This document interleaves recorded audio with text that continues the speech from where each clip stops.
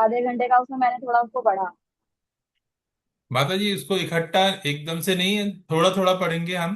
कोई इतना टफ नहीं है। नहीं, और जितना उसको जितना ऐसा भी नहीं आपने है कि कराया हमें ना। पूरा कंठस्थ से करना है।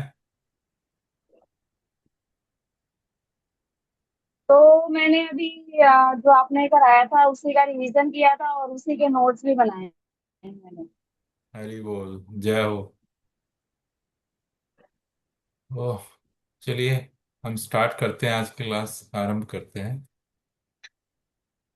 ओम ज्ञानतिमिरन्धस्य ज्ञानंजन शलाकया चक्षुरुन्मिलितं येन तस्मै श्री गुरुवे नमः। जय श्री कृष्ण चैतन्य प्रभु नित्यानंद श्री अद्वैत गदाधर शिवासादि गौर भक्तवृंद। हरे कृष्ण कृष्ण कृष्ण हरे हरे, हरे राम राम राम हरे हरे, हरे कृष्ण कृष्ण कृष्ण हरे हरे, हरे राम राम हरे हरे। नमो विष्णुपादाय कृष्ण विष्टागुतले श्रीमते भक्ति वेदांत स्वामी इति नामिने। नमस्ते सरस्वती देवे गौरवाणी प्रचारिणे, निर्विशेष शून्यवादी पाश्चात्य देशतारिणे।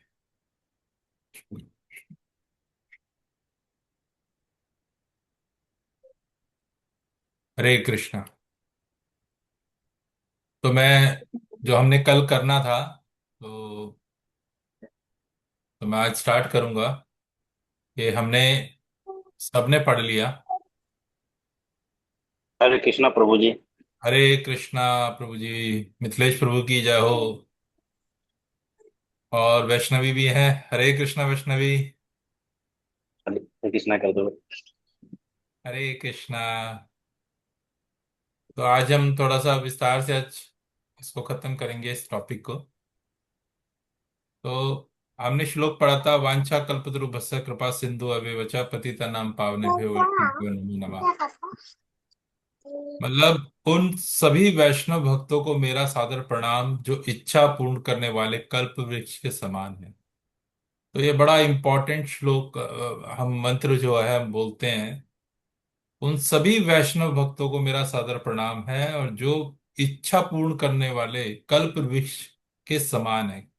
जो स्वर्ग में कल्प वृक्ष है, वो क्या करता है, हमें हमारी इच्छाएं पूरी कर देता है। कुछ भी मांगते हैं भौतिक, वो उससे पूरा हो जाता है। जो कृपा के अगत, मतलब समुद्र है, कृपा के सागर हैं, और जो पतित गिरे हुए जीवात्माओं का उद्धार करने वाले हैं, वो वैष्णव है। मतलब हमारी जो इच्छाएं हैं उनको पूर्ण करने वाले कौन है? वैष्णव। और जो गिरे हुए हैं, पतित हैं जीवात्माएं, उनका उद्धार करने वाले। तो इस्कॉन में वैष्णव प्रणाम मंत्र के को बड़ा महत्व दिया जाता है। हर मंगल आरती है, किसी का लेक्चर है, प्रवचन है, कीर्तन की शुरुआत हुई है या उसका समापन हुआ है, जब भी भक्त एक दूसरे से मिलते हैं या विदा लेते हैं, जब एसोसिएशन होता है और उसके बाद प्रवचन हो जाता है, लेक्चर हो जाता है, उसके बाद सब जाते हैं, तब भी इस मंत्र को सब एक दूसरे को दंडवत प्रणाम करते हैं और इस मंत्र को बोला जाता है। अब इसका इतना इम्पोर्टेंस क्यों इस्कॉन में? क्यों? क्योंकि वांछा कल्पतरुभ्यस्य ये बड़ा इंपॉर्टेंट है। मैं बार बार इस पे इसलिए फोकस कर रहा हूं कि ये हमें कंठस्थ से होना चाहिए। मतलब वांछा कल्पतरुभ्यस्य, इच्छा पूर्ण करने वाले कल्प वृक्ष। साधारण जो कल्प वृक्ष है, केवल भौतिक इच्छा पूरी कर सकता है। सोचो, जो स्वर्ग में है कल्प वृक्ष, उसको बोल रहे हैं साधारण। वो केवल साधारण है क्योंकि भौतिक इच्छा पूरी करेगा। लेकिन वैष्णव रूपी जो कल्प वृक्ष है, जो वैष्णव है, वो क्या करते हैं? जीव को कृष्ण प्रेम प्रदान कर सकते। जो ब्रह्मांड की सबसे कीमती, सबसे जो दुर्लभ वस्तु है, वो है कृष्ण प्रेम। कौन प्रदान करते हैं? वैष्णव प्रदान करते हैं। दूसरा बोला गया कृपा सिंधु अव्यचा, कृपा के सागर, कृपा सिंधु अभय अव्यचा। भगवान जो श्री कृष्ण है, वो क्या करते हैं? वो न्याय करते हैं, कर्मों का फल देते हैं, है ना। लेकिन वैष्णव के क्या करते हैं? केवल कृपा करते हैं, केवल और केवल कृपा करते हैं। इतने अगध करुणा के सागर हैं, इतने कृपालु हैं। कैसे? अब हम शिला प्रभुपाद जी का एग्जाम्पल ले लेते हैं। शिला प्रभुपाद ने पूरे विश्व में जाकर, मतलब ऐसे पतितों पर अपनी कृपा की और उनका उद्धार किया। देख सकते हैं हम, जो कभी हिप्पीज हुआ करते थे, नशे में लिप्त, व्यभिचार में लिप्त, है ना, जहाँ की जो सरकारें थी वो भी परेशान थी, लेकिन क्या हुआ, एक शुद्ध वैष्णव ने उन पतितों का उद्धार कर दिया, हिप्पी से हैप्पी कर दिया उनको, है ना। पतिता नाम पावने भयो, पतितों का उद्धार करने वाले। तो मतलब हम देखते हैं कि गंगा जी में अगर आप एक बार डुबकी लगाते हैं, स्नान करते हैं, तो कहते हैं पाप धुल जाते हैं। लेकिन वैष्णव के दर्शन मात्र से ही जो पतित आत्मा है वो पवित्र हो जाती है, केवल दर्शन मात्र से ही। तो इसमें शिला नरोत्तम दास ठाकुर गाते हैं, गंगार हाइले पश्चाते पावन दर्शने पवित्र करो, ये तुम्हार गुण, अरे तुम्हारा गुण है। गंगा जी स्पर्श करने के बाद पवित्र करती है, शुद्ध करती है। गंगा जी में मतलब स्नान करते हैं तो क्या होता है, वो पवित्र होते हैं। हम कहते हैं ना गंगा जी में नहा लिए, शुद्ध हो गए जी, तो शुद्ध करती है। पर एक शुद्ध वैष्णव, उनके तो केवल दर्शन मात्र से ही जीवन पावन हो जाता है। तो इतना। अब हम कोई अगर देखें शास्त्र क्या कहते हैं, तो श्रीमद् भागवतम में पहला ही स्कंद है, फर्स्ट कैंटो, 19 नंबर, 19 नंबर अध्याय है और 33 नंबर श्लोक है। तो क्या कहते हैं, ये शाम समृणत पुंसः संग शुद्धयन्ति विग्रह, किम पुनर्दर्शन स्पर्श पद सोच आसान अधिभी। मतलब जिन वैष्णव भक्तों के केवल स्मरण मात्र से ही जो गृहस्थों के घर तुरंत पवित्र हो जाते हैं, केवल सोचने से, फिर उनके दर्शन करने से तो सोचो, उन्हें स्पर्श करने से, उनके चरण धोने से, और उन्हें आसन देने के विषय में तो फिर मतलब क्या कह सकते हैं, सोचो। अगर एक शुद्ध वैष्णव का हमें संग मिल जाए तो, बिना गुरु के, बिना वैष्णव की कृपा के हम भक्ति में एक कदम भी आगे नहीं बढ़ सकते। ये शास्त्र प्रमाण है, ठीक है। तो इसको समझना पड़ेगा। और वैष्णव अपराध क्या है, भक्तों की निंदा या अपमान, है ना। चैतन्य महाप्रभु के दर्शन में वैष्णव अपराध को बोला गया, को भक्ति मार्ग का सबसे बड़ा बाधक कौन है माना गया है, वैष्णव अपराध सबसे बड़ा। अगर हम किसी वैष्णव की निंदा करते हैं, उसके विषय में कुछ कहते हैं, गलत भी बोलते हैं, तो सबसे बड़ा इसे अपराध माना गया। इसे बोला गया हाथी माता अपराध है, मतलब इतना बड़ा अपराध मानते हैं इसे। तो हम देखते हैं श्लोक को बोलकर भक्त हर जीव में कृष्ण के अंश को देखते हैं और वैष्णव के प्रति पूर्ण आदर व्यक्त करते हैं। तो हमने पढ़ा था, ममे वांशो जीव लोके जीव भूत सनातना, भगवान के ही सारे अंश हैं, है ना। तो जिससे वे अपराधों से बच सकते हैं, तो हमें क्या करना है, सब भगवान के प्रति को हमें दोष देखना ही नहीं किसी का। तो हमें किसी का भी अनादर नहीं करना चाहिए। विशेष करके जो वैष्णव है ना, साधु हैं, जो हमें गुरु हैं हमारे, जो हमें ज्ञान प्रदान कर रहे हैं, है ना। तो भक्तों की कृपालु प्रगति का जो गान है, भगवान श्री कृष्ण से अधिक कृपालु उनके भक्त होते हैं। अब हमने कल भी सुना था, जैसे चैतन्य महाप्रभु थे तो जगह मगाई का उद्धार किया उन्होंने। तो नित्यानंद जो थे, जब उन्होंने उनके सर पे वार किया, तो वो इतने दयालु थे, उसके बाद भी वो चैतन्य महाप्रभु के चरण पकड़ के कह रहे हैं, हे वदन्ना, इनको इन पे कृपा कीजिए, इन्हें क्षमा कर दीजिए, कर दीजिए। तो उनके कारण ही उनका उद्धार हुआ। ठीक है। लेकिन जो भक्त है, भगवान तो कहते हैं भगवान न्याय करते हैं, लेकिन जो वैष्णव है वो क्या कहते हैं, कृपा करते हैं और पतितों का उद्धार करते हैं। अब हम देखें ना इस्कॉन के अंदर, मतलब इस्कॉन जो ये श्लोक है, ये पूरा प्रचार आंदोलन इसी श्लोक की भावना पे टिका हुआ है। ये इतना शुद्ध हुआ, पापियों और पतितों का कृष्ण की भक्ति देकर उनका उद्धार करना। ठीक है? तो भगवान ने कहा है ना, अहम भक्ता पराधीनो, मैं भक्तों के पराधीन होता हूं, भक्तों के। तो भक्तों की कृपा से ही हम भक्ति कर सकते हैं। भगवत गीता में भी एक श्लोक आता है, चौथे अध्याय का 34 नंबर श्लोक, तद विधि, तत्विधि प्रणिपाते न परिप्रश्न सेवया उपदेशन्ति ते ज्ञानम ज्ञानि तत्व दर्शिनी।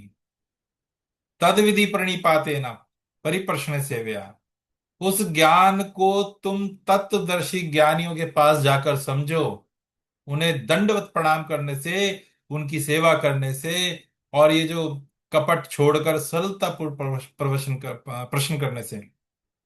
कपट मतलब, कई लोग होते हैं ना जिज्ञासा के कारण पूछते हैं, हम देखते हैं इन्हें आता क्या है, या तार्किक बुद्धि लगाते हैं अपनी, तर्क करते हैं, समझते नहीं है लेकिन तर्क करेंगे, हम बताते हैं इन्हें क्या आता है।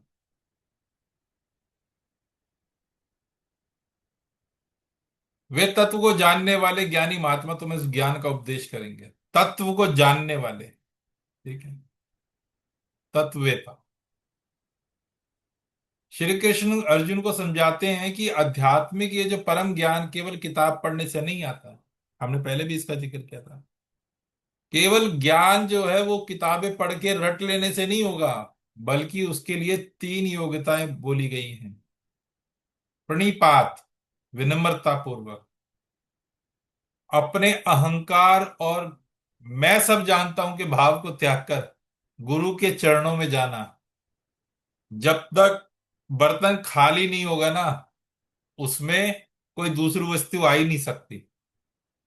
तो क्या करना है, हमें बिल्कुल बच्चे के समान हो जाना चाहिए। जैसे बच्चा होता है ना, उसे कोई ज्ञान नहीं है, तो जब बर्तन खाली होता है तभी अमृत भरा जा सकता है। परिप्रक्षेना, सच्ची जिज्ञासा, भगवान को जानने के लिए, भगवान को समझने के लिए एक जिज्ञासा होनी चाहिए, है ना। गीता आंख बंद करके विश्वास करने की बात नहीं कहती है। भगवत गीता ये नहीं कहती कि आंख बंद करो और विश्वास कर लो, जो सामने बोल रहा है अंधभक्ति, ये ऐसे नहीं कहते। भगवान श्री कृष्ण कहते हैं कि अपने संदेहों को दूर करने के लिए, अपने जो डाउट्स हैं, तो क्या करना है, आदर पूर्वक और तर्क संगत प्रश्न पूछने चाहिए। तर्क संगत प्रश्न, परीक्षा लेने के लिए नहीं कि भैया हम इनसे पूछते हैं इन्हें क्या आता है क्या नहीं आता, बल्कि सत्य को जानने के लिए होना चाहिए कि सत्य है क्या, भगवान है कौन, कैसे प्राप्त होंगे, क्या भाव होगा।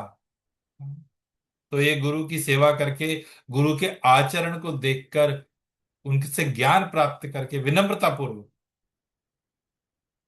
तभी होगा। कैसे, सेवा, सेवा मतलब निस्वार्थ भाव से, निस्वार्थ, कोई कामना, कोई भाव, कोई स्वार्थ नहीं होना। गुरु की सेवा करने में से मन में विनम्रता आती है, सेवा का भाव आता है। ठीक है। और ये जो ज्ञान है, ये हम देखते हैं कोई व्यापार थोड़ी है, कोई बिजनेस थोड़ी है। गिव एंड टेक आजकल लोगों ने बना रखे, ये मेरे गुरु, मैंने गुरु बना रखा है इनको। काय का गुरु बना रखा है, ये मेरे गुरु हैं जी, बना रखा है बस। गुरु बनाए जाते हैं, गुरु शिष्यों को बनाते हैं। तो ये कोई व्यापार थोड़ी है, बल्कि गुरु और शिष्य के बीच एक पवित्र संबंध था। उसको समझना है, कौन है सच्चा गुरु। श्री कृष्ण गुरु की योग्यता भी बताते हैं। गुरु केवल वह नहीं है जो शास्त्रों को रट चुका है, बल्कि वह तत्वदर्शी होना चाहिए, तत्व को जानने वाला, जिसने सत्य का साक्षात अनुभव किया है। तो अपने आचरण से सिखाते हैं गुरु जी। ठीक है। तो ये बड़ा इंपॉर्टेंट है। आप में से किसी ने इसको लर्न किया है? बताएगा कोई मुझे, किस किस ने इसको याद किया है?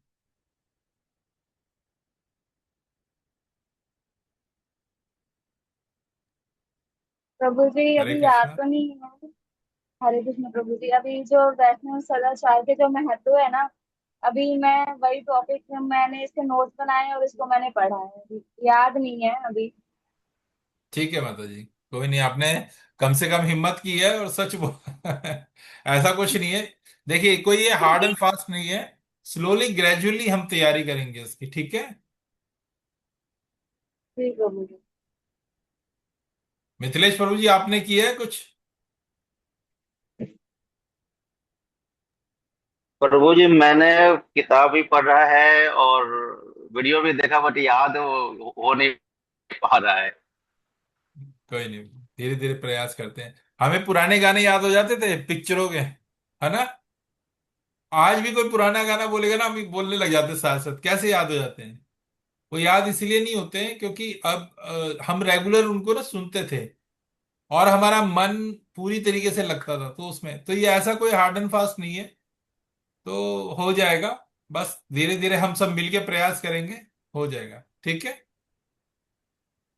जी प्रभु जी।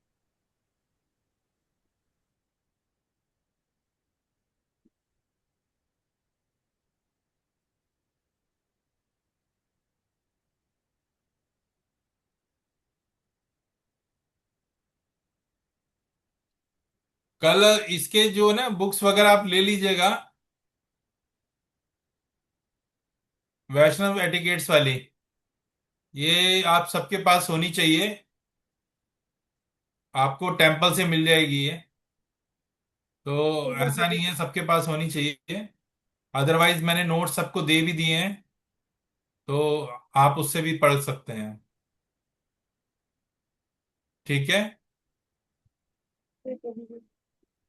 और प्रश्न पूछने चाहिए, साथ साथ आपको प्रश्न भी करने चाहिए। ऐसा नहीं है कि भाई मैं बोलता हूं तो मुझे ऐसा ना लगे कि मैं दीवार के साथ बात कर रहा हूं। तो कम से कम आपको प्रश्न नोट डाउन करना चाहिए। बार बार हम बोलते हैं प्रश्न कीजिए, प्रश्न, कोई भी डाउट, कोई भी संशय हो, एकदम नोट डाउन कीजिए, मेरा ये प्रश्न है, ठीक है। अब हम पढ़ते हैं कंठी माला। हमने कल भी इस पर बात की थी, तो आज थोड़ा सा डिटेल में हम बात करेंगे। और इसके बाद हम अब नेक्स्ट उस पर चलेंगे, क्योंकि जब तक ये क्लियर नहीं होगा, मैं इसीलिए इसे रिपीट बार बार कर रहा हूँ। कल भी मुझे लगा कि इसीलिए मैंने इसको रिपीट किया है दोबारा। तो कंठी माला का क्या महत्व है? कंठी माला जो तुलसी की लकड़ी से बनी होती है ना, को गले में धारण करना एक वैष्णव संस्कृति का इम्पोर्टेंट, मतलब एक शरीर, मान लीजिए एक वैष्णव संस्कृति का एक अभिन्न अंग है, ठीक है। अब जैसे आपने देखा होगा, पुलिस वाले होते हैं अपनी यूनिफॉर्म पहनते हैं, आर्मी वाले अपनी यूनिफॉर्म पहनते हैं। उसी प्रकार जो वैष्णव होता है, उसके तिलक, उसका जो कंठी है, ये उसके स्टार्स हैं कि भाई, है ना। तो इस्कॉन में दीक्षा के समय गुरु अपने शिष्यों को यह माला पहनाते हैं। जब दीक्षा दी जाती है तो उनको माला दी जाती है, गले में कंठी, तुलसी माला 3 राउंड की पहनी जाती है। और जब तक दीक्षा नहीं होती, 1 राउंड या 2 राउंड की माला पहनते हैं। वैसे 2 राउंड की माला पहनी जाती है, मैंने पहले भी बताया था। एक भगवान श्री कृष्ण के लिए और एक राधा श्री जी। राम के लिए। अब ये प्रश्न उठता है कि क्यों पहनी जाती है, क्यों पहननी जाती है ना। प्रश्न, पहनी क्यों जाती है? दीक्षा के समय जब वैष्णव मार्ग पर चलते हुए गले में तुलसी की कंठी माला पहनना अनिवार्य माना जाता है। अनिवार्य क्यों? ये भगवान के प्रति जो है ना, हमारी शरणागति। और हम स्वतंत्र नहीं हैं अब। हम कहा है, हम दास है भगवान के। हम भगवान श्री कृष्ण के दास हैं, ये भाव होता है। जैसे ये एक एक काइंड ऑफ पट्टा, डॉग कॉलर ऑफ कृष्णा। जैसे एक पशु के गले में उसके मालिक का पट्टा होता है ना, ठीक उसी प्रकार से। तो जैसे राजा के सैनिक की वर्दी को देखकर शत्रु दूर रहते हैं ना, कि हाँ भाई सैनिक आ गए, या पुलिस वाले को देख के हम लोग देखते हैं, वैसे ही तुलसी की कंठी धारण करने वाले भक्त को देखकर काम क्रोध लोभ, मतलब नेगेटिव एनर्जी जितनी भी है वो क्या होती है, वो दूर भागती है, दूर भागती है। तो इतना मतलब इसका प्रभाव है। और हम जो भी ग्रहण करते हैं, मतलब जो भी प्रसाद पाते हैं, वह हमारे कंठ से होकर जब नीचे जाता है, तो जब हम तुलसी कंठी को स्पर्श करते हुए भीतर जाता है, क्योंकि बिल्कुल कंठ से लगी होती है, तो जब भी हम कुछ प्रसाद पाते हैं, तो मतलब क्या हो जाता है, वो प्रसाद बन जाता है, कोई भी चीज हम पाते हैं। वैसे तो कोई अभक्ष चीज हम नहीं पाते भगवान को ऑफर किए बिना, लेकिन कंठी माला का ये प्रभाव है। ठीक है। और एक उदाहरण भी आता है, अगर हम देखते हैं तो पद्म पुराण में एक आता है, तुल तुलसी कष्ट संभूताम यो माला वहते नरः ना तस्य बाधते कश्चित पापो रोगो जनार्दना। तुलसी कष्ट संभूताम यो मालाहम वहते नरः ना तस्य बाधते कश्चित पापो रोगे जनार्दना। जो मनुष्य तुलसी के कष्ट मतलब लकड़ी की बनी माला गले में धारण करता है, उसे कोई पाप रोग या कष्ट स्पर्श नहीं कर सकता। भगवान जनार्दन स्वयं उसकी रक्षा करते हैं। तो ये पद्म पुराण में इसका वर्णन आता है, कि पद्म पुराण में बोला गया है। गले यस्य भवने माला तुलसी कष्ट संभवा, गले यस्य भवेन माला तुलसी कंस्ट संभवा, यम लोकत भयम नास्ति तस्य पापनी नाशायति। क्या कहते हैं, जिसके गले में तुलसी की माला शोभायमान है, उसे यमलोक और यमदूतों का कोई भय नहीं रहता। उनके जो जन्म जन्मांतर के पाप तत्क्षण नष्ट हो जाते हैं, समाप्त हो जाते हैं। तो ये उदाहरण हमें कहाँ से मिलते, ये प्रमाण क्या मैं बोल रहा हूँ, कहाँ से बोल रहा हूँ, ये स्कंद पुराण का एक श्लोक है। स्कंद पुराण में इसका जो कंठी माला है उसके विषय में बताया गया है, कि यमलोक और यमदूतों को भय नहीं रहता उसे कंठी माला धारण करने के बाद। और शास्त्रों में क्या कहा गया है, यदि कोई व्यक्ति अपवित्र अवस्था में भी है, लेकिन उसने गले में तुलसी माला धारण कर रखी है, तो वह सदा पवित्र माना जाता है। अपवित्र मान लीजिए कोई भक्त है, काफी समय से कई सालों से भक्ति कर रहा है, लेकिन उसकी अभी शारीरिक अवस्था कैसी हो गई, वो बीमार हो गया। बीमार होने के कारण वो बेड पे है, या जो भी है उसकी अवस्था नहीं है, वो स्नान कर पा रहा है रोज, या कुछ ऐसी स्थिति है, कोई ऐसी डिजीज उसको हुई है, लेकिन अगर कंठी माला पहनी है तो क्या है, वह वह भी सदा पवित्र माना जाता है। प्रभु और जी हम तुलसी भगवान, माला कोई। जी हरे माता कृष्ण जी। प्रभु जी। प्रभु जी तुलसी माला को इतना महत्व क्यों दिया हुआ है? हाँ वही उसी पे आते हैं। हम भगवान श्री कृष्ण के दास सेवक हैं, ये मतलब उसको हमेशा याद दिलाती है कि हम, ये अहंकार ना आए हमारे अंदर, है ना। अब तुलसी, आपके प्रश्न पे आते हैं कि तुलसी माला जो है, तुलसी जी भगवान विष्णु जो कृष्ण है अत्यंत प्रिय है उनको, है ना।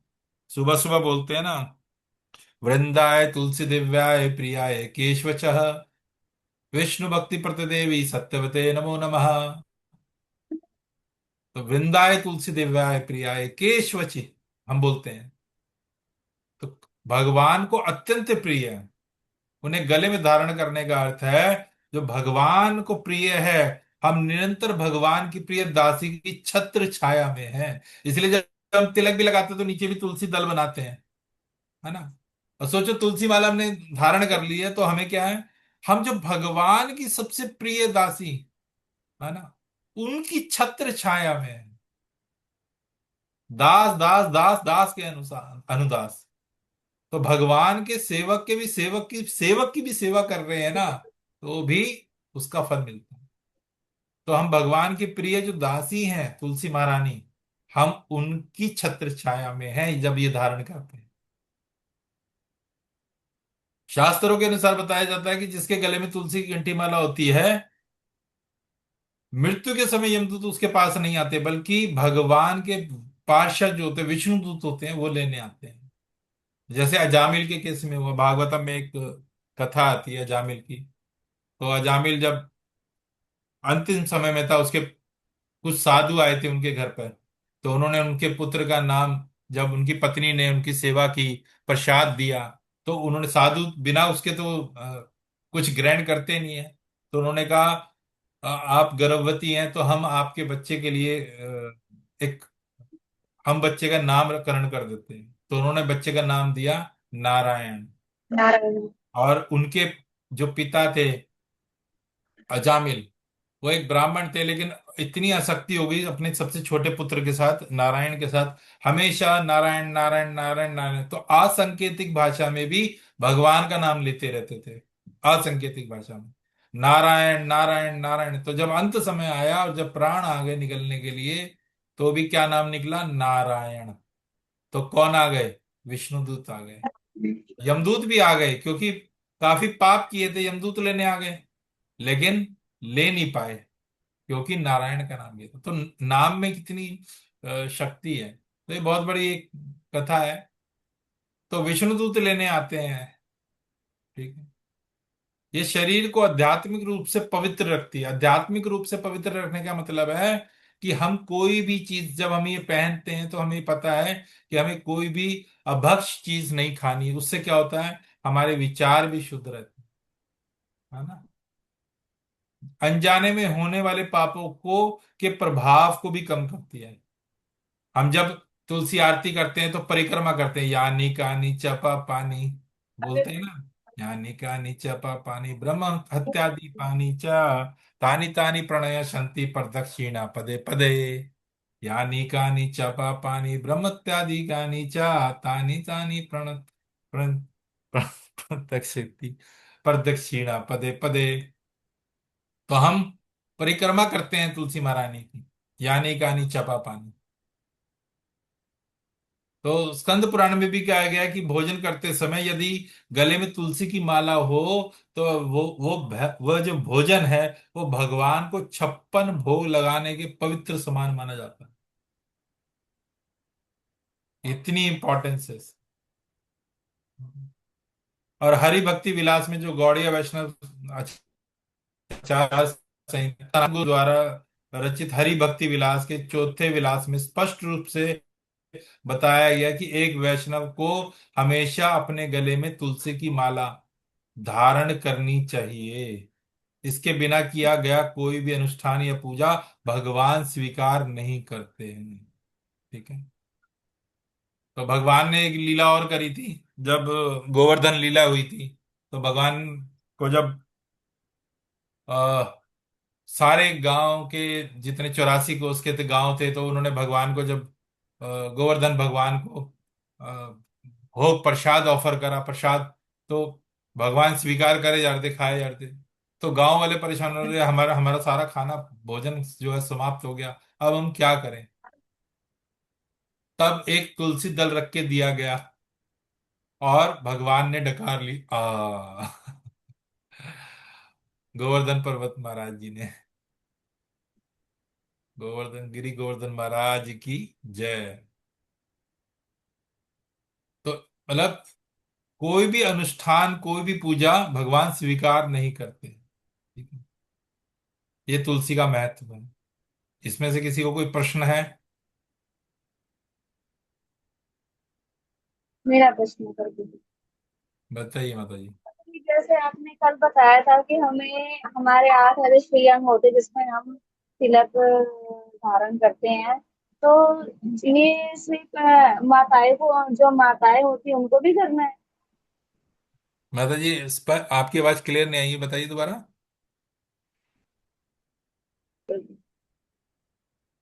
प्रभु जी, जो आपने कल बताया था कि हमें 8 जगह 12 जगह पे हम तिलक धारण करते हैं कृष्ण का आह्वान करके, तो जो हम माताएं होती है, क्या हमें भी 12 स्थान पे तिलक लगाना चाहिए? जी माता जी।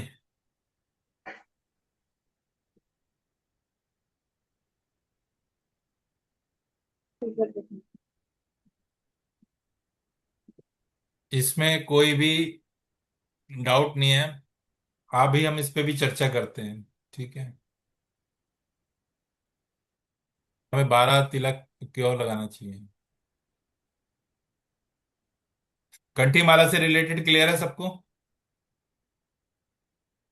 ठीक है। जी।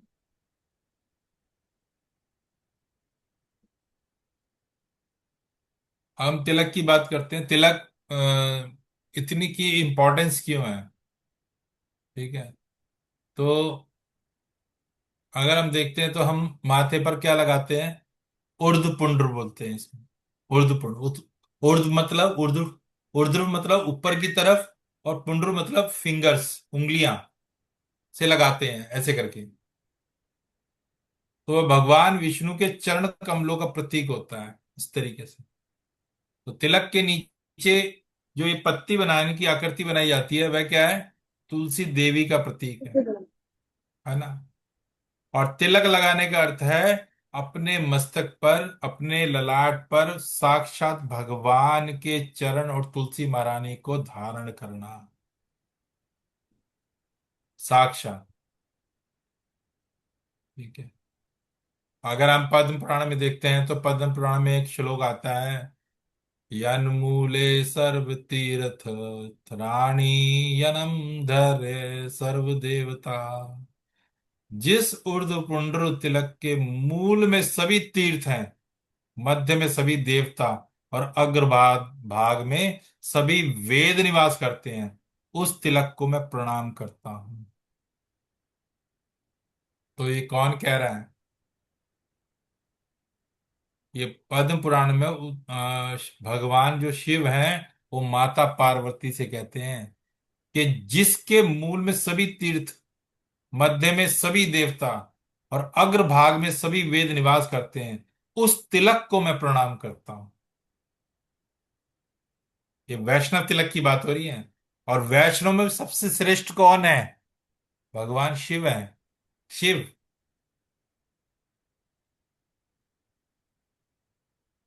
वैष्णव नाम यथा शंभु। एक और जगह बोला गया, जो मनुष्य अपने ललाट पर तिलक रूपी हरि मंदिर, मतलब इसे मंदिर रूप माना गया है, धारण करता है, वही वास्तव में वैष्णव और बुद्धिमान पुरुषों द्वारा पूजनीय है। वास्तव में वैष्णव है। वैष्णव बिना तिलक के रह ही नहीं सकता। सोते समय, जागते समय बिना तिलक के रहेगा ही नहीं। ये गुण है वैष्णव का। गरुड़ पुराण में कहते हैं, जो व्यक्ति माथे पर मिट्टी या गोपी चंदन का तिलक धारण करता है, मिट्टी का नहीं, गोपी चंदन का तिलक, ठीक है, धारण करता है, यमराज के दूत कभी उसके समीप आने का साहस नहीं करते। तिलक देखते हुए दूर भाग जाते हैं, क्योंकि वे जानते हैं, पहचान लेते हैं कि यह जीव साक्षात विष्णु का है। इनको हम हाथ नहीं लगा सकते। ये हरि के हैं, हम इनको नहीं ले जा सकते। ये नियम है ये। जब हम आगे शास्त्र पढ़ते हैं, श्रीमद् भागवतम पढ़ते हैं, तो उसमें उसका और वर्णन मिलता है हमें। ठीक है। अपने मस्तक पर गर्व से तिलक लगाएं ताकि संसार जान सके कि हम कृष्ण के हैं। लोग सिगरेट पी रहे हैं, ठीक है, जहां मर्जी स्वेट मतलब थूक रहे हैं, अब्यूज लैंग्वेज बोल रहे हैं, उन्हें शर्म नहीं आती। यूरिन पास कर रहे हैं रोड पे खड़े हो, शराबें पी रहे हैं, मदिरा का पान कर रहे हैं, वह शर्म नहीं करते। हम तिलक लगाने में शर्म करते हैं, है ना। तो गर्व से तिलक लगाना चाहिए ताकि संसार को ये पता लगे कि हम कृष्ण के हैं। गले में तुलसी कंठी धारण करें ताकि हम हर पल माया के, ये जो आक्रमण हो रहे हैं माया के बार बार हर रोज, हम उससे सुरक्षित रहें। ठीक है। लेकिन हम शर्म करते हैं, नहीं नहीं नहीं नहीं नहीं, ये नहीं लगाना, ये नहीं करना, तिलक हटा लो। घर वाले कहने लगते, अरे तिलक मत लगाओ, पंडित बनोगे क्या? इस तरीके की बातें होने लगती है। ये गलत है। बच्चा आज मंदिर जाना शुरू कर देता है तो घर वाले कहते हैं, अरे कहीं ये ब्रह्मचारी ना बन जाए, अरे ये घर ना छोड़ दे, अरे साधु से आशीर्वाद लेने सब चाहते हैं, पर कोई साधु बनना नहीं चाहता। आशीर्वाद सब चाहते हैं। सब चाहते हैं मेरा बेटा डॉक्टर बन जाए, इंजीनियर बन जाए, सब कुछ। अरे डॉक्टर क्राइम नहीं कर रहे, इंजीनियर क्राइम नहीं कर रहे, साधु नहीं बने, अच्छा अच्छा। मंदिर ना जाए, शराब पीना शुरू कर दे चाहे, पर मंदिर ना, भाई मंदिर जाएगा तो तू बिगड़ जाएगा भाई। ऐसा विचार हो गया, ये कलयुग का प्रभाव है। वैष्णव एटिकेट्स में अगर देखते हैं तो तिलक केवल एक धार्मिक चिन्ह नहीं है। अगर इसको देखा जाए तो ये केवल ऐसा नहीं है कि भाई ये धार्मिक बताया गया कि धर्म किससे रिलेटेड है। यह शरीर मेरा नहीं, भगवान श्री कृष्ण का मंदिर है। बल्कि इस बात की हम घोषणा करते हैं कि ये जो शरीर है मेरा नहीं है, भगवान श्री कृष्ण का मंदिर है। इसको, शरीर को हम क्या कर रहे हैं, मंदिर मान रहे हैं, भगवान की संपत्ति मान रहे हैं और भगवान की सेवा में लगा रहे हैं। इसलिए तो भगवान की कोई भी वस्तु होगी तो उसको कैसे रखना है, सम्मान के साथ रखना है ना। इसीलिए हम वही पाते हैं जो भगवान पाते हैं, पाते हैं। और इस शरीर को क्या मानते हैं, एक मंदिर के समान मानते हैं।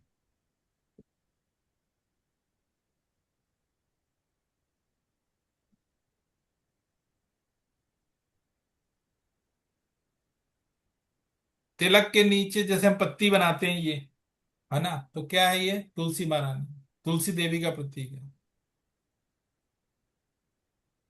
ये मैंने बता दिया आपको।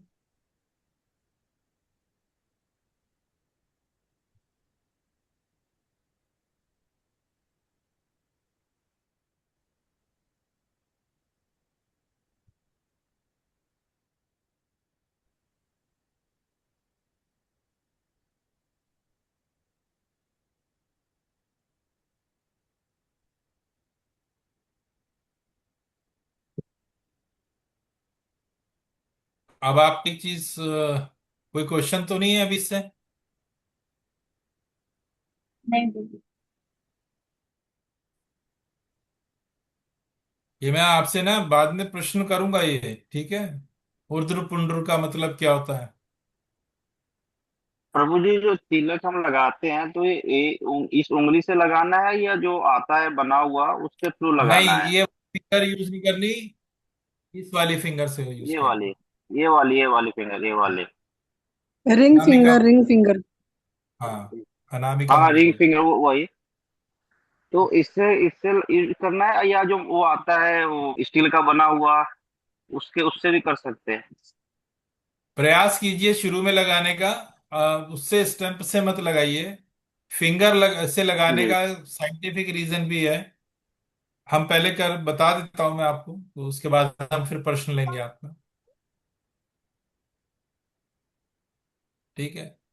तो तिलक लगाने का अर्थ है कि जो आध्यात्मिक उन्नीत हमारी जो प्रोग्रेस है, जब हम बताते हैं कि हम अब भाई भगवान की तरफ है या भगवान के विषय में जानना चाहते हैं, ये तिलक मुख्य रूप से क्या होता है, गोपी चंदन, ये वृंदावन की पवित्र मिट्टी से लगाया जाता है, रज मिला के। ठीक है। वृंदावन से आता प्रभु जी की द्वारिका से आता है ये चंदन? ये द्वारिका से है माता जी।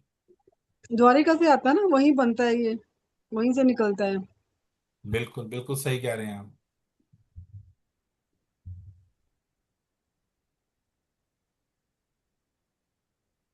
तो जो एस्कोन में यूज होता है वहीं से आता है ये वाला, ये चंदन जो? जी बिल्कुल माता जी, ये कहीं भी पूरे उसमें सब वहीं से जाता है। आम चंदन की लकड़ी जो, एक मिनट, गोपी चंदन जो असल में एक विशेष प्रकार की पवित्र मिट्टी है।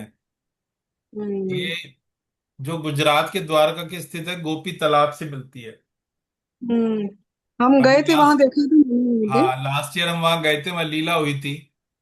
तो भगवान हम्म। और गोपियों ने वहां पे स्नान किया, और एक दूसरे के ऊपर जब वो, उन्होंने वहां की जो मिट्टी थी, जो रज थी, वो लगाई एक दूसरे को। वही बनी मिट्टी पीले रंग की है और बड़ी चिकनी मिट्टी होती है वो, तो वहां पे वो हम्म। बेचते रहते हैं। तो वही गोपी चंदन है। वहां के हर पूरी जगह जगह पे वो पड़ा हुआ होता है। मतलब उनको निकाल हम्म। निकाल के वो बनाते हैं उसको, रोल टाइप में, ब्रिक्स टाइप में, अलग अलग। तो बड़ा ही पवित्र स्थान है। जब भगवान श्री कृष्ण वृंदावन छोड़कर द्वारका चले गए थे ना, तब गोपियों और उनके विरह में व्याकुल हो गई, क्योंकि भगवान इतने समय बाद उनसे मिल रहे थे, मतलब काफी टाइम हो गया था नहीं मिले थे। तो वे कृष्ण से मिलने द्वारका आई। तो जब द्वारका आई और वे जिस स्थान पर उन्होंने भगवान कृष्ण के साथ अंतिम अपनी एक रास लीला की और अनंत विलीन हो गई, फिर वो, तो वह स्थान गोपी तालाब कहलाया। तो आज भी वह स्थान है। तो माना जाता है कि हम्म। गोपियों की भक्ति और उसके पावन शरीर के अंश से वहां की जो मिट्टी है, ये मतलब बताया जाता है गोपी चंदन में बदल गई। इसलिए उसे साक्षात राधा कृष्ण और गोपियों की प्रेम भक्ति का भी प्रतीक माना जाता है। तो गोपी चंदन की विशेषता है ये। हम्म। ठीक है। अब गौड़ीय संप्रदाय के तिलक में विशेष मतलब ऐसा विशेष क्या है, तो ये भगवान श्री कृष्ण के चरण हम बताते हैं, लोटस फीट है का प्रतीक है। और, और जो नीचे आकृति बनाते हैं तुलसी दल है, वह तुलसी देवी का प्रतीक है, जो सदैव भगवान के चरणों में समर्पित रहती है। माना जाता है कि तिलक लगाने से हमारा भौतिक शरीर जो है भगवान विष्णु का पवित्र मंदिर बन जाता है, जिससे नकारात्मक ऊर्जाएं दूर रहती हैं, नेगेटिविटी जो एनर्जी है वो दूर रहती है, और मन में भक्ति का भाव जागृत रहता है। जब हम तिलक लगाते हैं तो हम खुद ये विचार करते हैं कि नहीं, हमने तिलक लगाया है, हमें किसी से कैसा भी व्यवहार गलत नहीं करना। मन बड़ा शांत रहता है। मन की शांति और जो फोकस है, ये एक साइंटिफिक रीजन भी है इसका। माथों के बीचों बीच हम देखते हैं दोनों भुवों के बीच में आज्ञा चक्र होता है, और इसे तीसरी आई भी बोला जाता है, थर्ड आई। तो जो गोपी चंदन होता है, इसकी जो तासीर होती है वो बड़ी ठंडी होती है। जब उसे आज्ञा चक्र पे लगाया जाता है तो ये नर्वस सिस्टम को शांत करता है, और जो स्ट्रेस होता है, मानसिक तनाव, उसको भी कम करता है, और हमारे जो फोकस है उसको बढ़ाता है। तो इसका प्रभु जी उसमें लाल बिंदी नहीं लगा सकते क्या उसके बीच में जो क्या बोल रहे हैं माता जी? हम तिलक लगाते हैं तो उसके बीच में लाल बिंदी नहीं लगा सकते क्या? लगा सकते हैं, माताएं लगा सकती हैं। लगा सकते हैं ना, जैसे हम सिंदूर लगाते हैं या कोई बिंदी लगाते बिल्कुल हैं तो बिल्कुल माता जी लगा लगा सकते हैं। सकते हैं। ठीक है, ठीक है। वो जी जब फिंगर से ऐसे लगाएंगे तो फिर तो ये दोनों ऐसी आकृति कैसे बनेगी, जब पूरा ऐसे करके लग जाएगा। अब हम जब मिलेंगे तो हम प्रैक्टिकल करके बताएंगे आपको। ठीक है प्रभु जी। ठीक है। क्योंकि यूट्यूब पे प्रभु जी देखा था, तो फिर वो लगाने के बाद उसको फिर वो थोड़ा मतलब मिटा देते हैं थोड़ा, मतलब कि वो नहीं, ऐसे जरूरत नहीं आकृति। पड़ती है। हाँ, जरूरत नहीं पड़ती है गुरु जी। ये फिंगर लेते हैं, इस फिंगर से ऐसे पकड़ते हैं, उसको ऊपर की तरफ करते हैं, एक, दो और तीन। जब तीन बार करेंगे तो वो पूरा साफ हो जाता है, और अच्छा, दोबारा से फिर मैं यहाँ पे। रोज लगाती हूँ लेकिन वो शेप ही नहीं आता अच्छे से। हाँ जी माता जी। मैं रोज लगाती हूँ लेकिन जैसा शेप आपका है वैसा शेप नहीं आता लगाने में। माता जी वो आ जाएगा, धीरे धीरे करते रहेंगे ना तो आ जाएगा। तो हमारे पास ये साइंटिफिक रीजन भी है। और 12 स्थानों पर तिलक लगाना, मतलब गौड़ीय वैष्णव जो पद्धति है, अगर उसमें देखें तो 12 मुख्य अंगों पे भगवान के इस रूपों का वास पवित्र माना जाता है। जैसे तिलक लगाते समय दाहिने हाथ की जो अनामिका उंगली है, रिंग फिंगर जिसे बोलते हैं, उसका उपयोग किया जाता है। और मैंने कल भी बताया था, तो सब लिख सकते हैं, ये मैंने नोट्स आपको दिए हैं, उसमें भी है कि जब हम ललाट पे लगाते हैं तो ओम केशवाय नमः, तब हम उधर पे लगाते हैं तो ओम नारायण नमः, ओम माधवाय नमः जब चेस्ट पे लगाते हैं, ओम गोविंदाय नमः जब कंठे पे गले पे लगाते हैं, तो ओम विष्णुआय नमः दाहिने मतलब भाग उधर के नीचे वाले भाग पे लगाते हैं। और बाईं ओर जब भुजा पे लगाते हैं, ओम वासुद मधुसूदनाय नमः और इस तरीके से ओम त्रिविक्रमाय नमः, ओम वामनाय नमः, श्री राधाय नमः, ओम ऋषिकेशाय नमः, ओम पद्मनाय नमः, ओम दामोदराय नमः। और जो बच जाता है 12 तिलक के बाद, उसको क्या करते हैं, सबको लगा के बचा, मतलब ये तिलक जो होता है इसको जमीन पे भी नहीं गिरने देना चाहिए, उतना ही बनाना चाहिए जितना हमें लगाना है। इसका बड़ा विशेष ध्यान रखा जाता है। इसको पूरा साफ करके फिर अपनी शिखा पे या बाल के पीछे लगाया जाता है। माताएं भी लगाती हैं और प्रभु जी भी लगाते हैं। ओम वासुदेवाय नमः, लास्ट में ओम वासुदेवाय का उच्चारण करके यहाँ लगाया जाता प्रभु जी, अगर 12 तिलक ना लगा पाए रोज तो दो काफी है, जैसे मस्तक में और है। हाँ कंठ माता जी, में एक बस? यहाँ पे, और ये हम्म। ये तो नियम से लगाना ही चाहिए।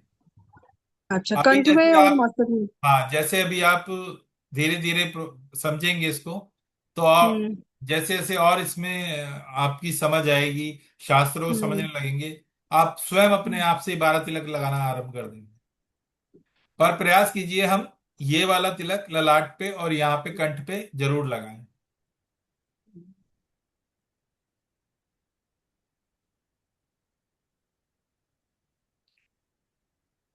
जो हम मस्तक पे लगाते हैं तिलक, गलत लगाएं ताकि संसार जान सके कि हम कृष्ण के हैं।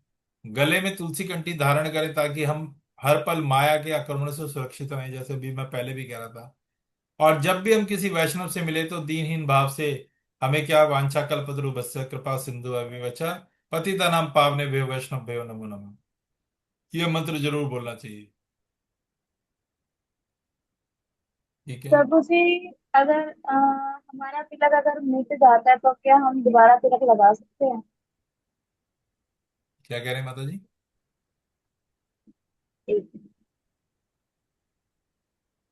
अगर जैसे हमारा तिलक अगर मिट जाता है तो हम क्या दोबारा तिलक धारण कर सकते हैं?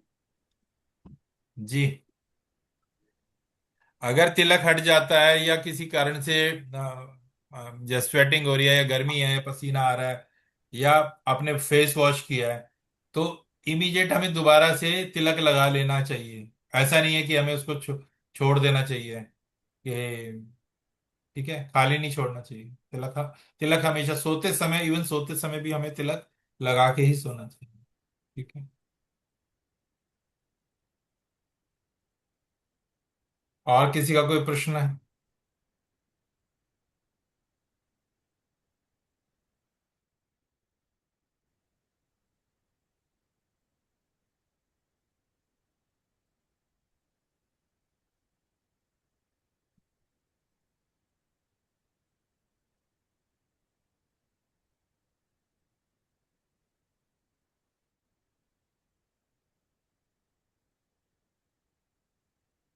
किसी और का कोई प्रश्न है?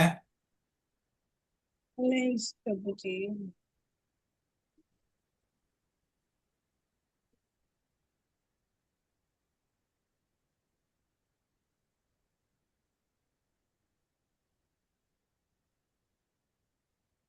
चलिए, शिला प्रभुपाद का प्रणाम मंत्र किसी को याद है, कोई सुनाएगा? बताइए आप।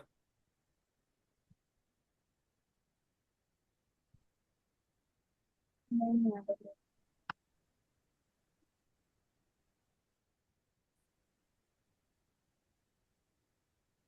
पढ़ के बोलने का प्रयास कीजिए। उसमें लिखा भी नहीं है। नीतीश प्रभु चले गए, स्पर्श प्रभु चले गए। प्रभु जी इधर ही हूँ। हाँ तो आप बोलने का प्रयास कीजिए। नमः ओम विष्णुपादाय कृष्ण प्रेष्ठाय भूतले श्रीमते भक्ति वेदांत स्वामिनीति नमामिने स्वामी, स्वामी इति नामिने।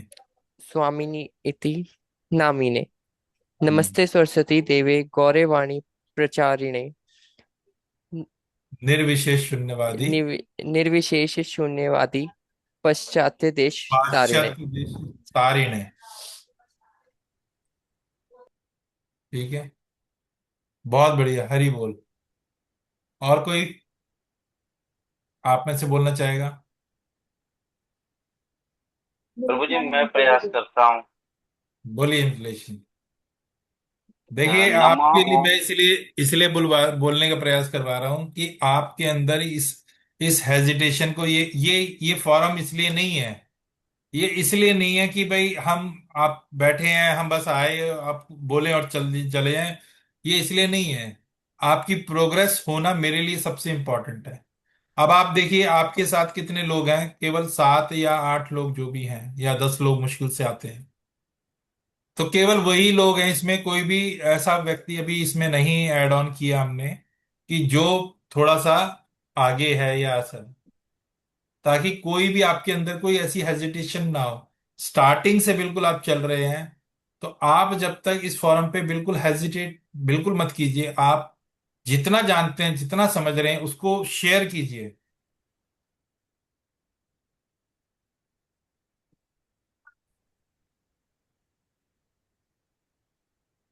उसको करेक्ट करें तो आप ओपनली बात करें, बताएं। ठीक है प्रभु जी। जी। तो जी, नमा ओम विष्णु पदाय क्लेश प्रभु जी। कृष्ण पृष्ठाय भूतले। जी प्रभु जी, फिर से बोलता हूँ। नमा ओम विष्णु पदाय कृष्ण पृष्ठाय भूतले श्रीमते भक्ति वेदांत स्वामिन इति नामिने। नमस्ते सरस्वते देवे गौरवाणी प्रचारिणे निर्विशेष शून्यवादी पाश्चात्य देश तारिणे।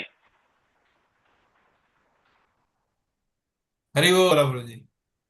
आप इस मंत्र को जब भी आप मंदिर जाएंगे, तो शिला प्रभुपाद जी को जब भी प्रणाम करेंगे, तो प्रणाम करते समय इस मंत्र का उच्चारण कर दें। ठीक है। ये अपने आप आपको जी पता भी नहीं प्रभु लगेगा, कंठस्थ हो जाएगा। और जब माला हम करते हैं, तो जब माला शुरू करने के समय कौन सा मंत्र बोला था हमने? कौन बताएगा? जय जय जय जय श्री श्री कृष्ण चैतन्य कृष्ण प्रभु नित्यानंद अद्वैत अद्वैत गौर भक्त अद्वैत वीरेंद्र। नहीं गदाधर नहीं, गदाधर जय श्रीवासादि श्री गौर कृष्ण भक्त चैतन्य वृंद। प्रभु नित्यानंद अद्वैत गदाधर एक एक श्रीवासादि करके, वन बाय वन, गौर एक एक भक्त करके वीरेंद्र। बोलिए। एक एक करके बोलिए। जी प्रभु जी, मैं बोलता हूँ। जय जी। श्री चैतन्य प्रभु नित्यानंद श्री अद्वैत गदाधर श्रीवासादि गौर भक्त वीरेंद्र। और कोई नहीं बोलेगा? जय श्री कृष्ण चैतन्य प्रभु नित्यानंद श्री अद्वैत गदाधर श्री व्यासादि आदि गौर भक्त वृंद। जय हो। हाँ जी प्रभु जी। स्पर्श प्रभु। जय श्री ये कृष्ण चैतन्य प्रभु नित्यानंद श्री अद्वैत गदाधर श्रीवासादि गौर भक्त वृंदा। हरि बोल, जय हो। ये हिमांशु प्रभु क्लास अटेंड करते हैं, ये अपना चेहरा दिखाने में शर्माते क्यों हैं? ठीक है। चलिए।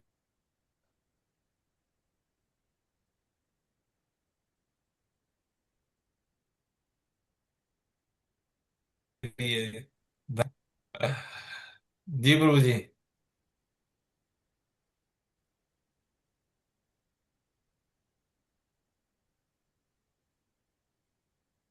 चलिए, एक बार हम दोबारा से बोलते हैं। जय श्री कृष्ण चैतन्य प्रभु नित्यानंद श्री अद्वैत गदाधर श्रीवास आदि गौर भक्त वृंदा। ठीक है। प्रयास कीजिएगा। अब हम आज की जो मीटिंग है यही करते हैं, और बाकी हम कल, किसी को कोई डाउट, किसी को कोई प्रश्न है तो आप पूछ सकते हैं। अभी हमारे पास 10 मिनट और हैं।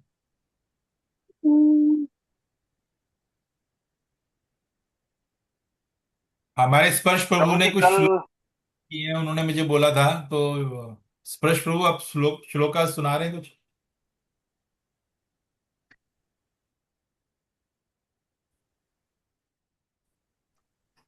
प्रभु जी सुनाओ। हरे कृष्णा प्रभु जी सुनाऊं मैं।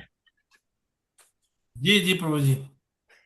नैनं छिन्द्यन्ते शस्त्राणि नैनं दहति पावक न चैन कलन्दन्त्यापो न शेष्यति मारुतः।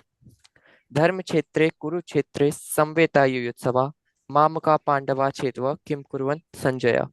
यदा यदा हि हरि धर्मस्य बोल। ग्लानिर्भवति भारत अभ्युत्थानं धर्मस्य तदात्मानं सृजाम्यहम्। हरि हरि बोल। स्पर्श प्रभु की जय हो। तो आपने बहुत सुंदर श्लोक सब याद किए हैं। तो हमें सबको प्रयास करना है। और ये वैष्णव सदाचार की क्लास के बाद हम अपने शास्त्रों को ही पढ़ना है। तो श्लोक का रेसिटेशन हमें आनी चाहिए, किस प्रकार से हमें बोलना है। तो हम धीरे धीरे उसको पढ़ेंगे और उसका अर्थ भी समझेंगे। और अभी वैष्णव एटिकेट्स की हम 3 क्लासेस और लेंगे। मैं चाहता हूँ जल्दी से ये हो कंप्लीट, और उसके बाद हम आगे शिला प्रभुपाद की बुक्स हैं उनको पढ़ना आरंभ करेंगे।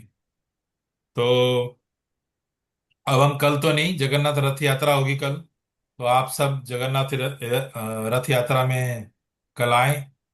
मंदिर से यात्रा आरंभ होगी, तो कल हम यात्रा में मिलेंगे। खूब आनंद आता है।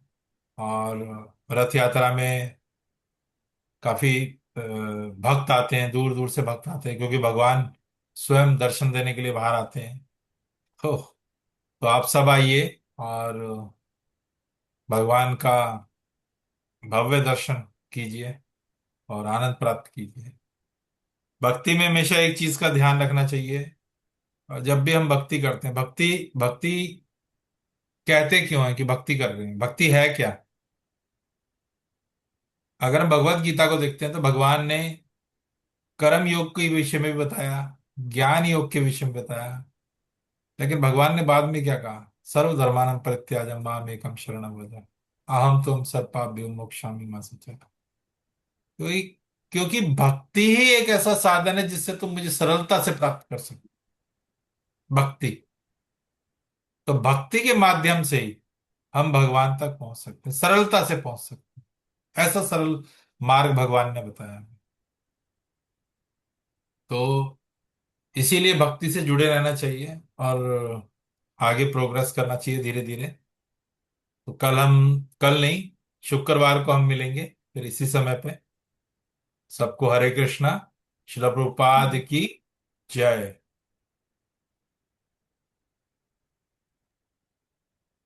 हरे कृष्णा प्रभु जी। हरे कृष्णा, हरे हरे कृष्णा। कृष्णा।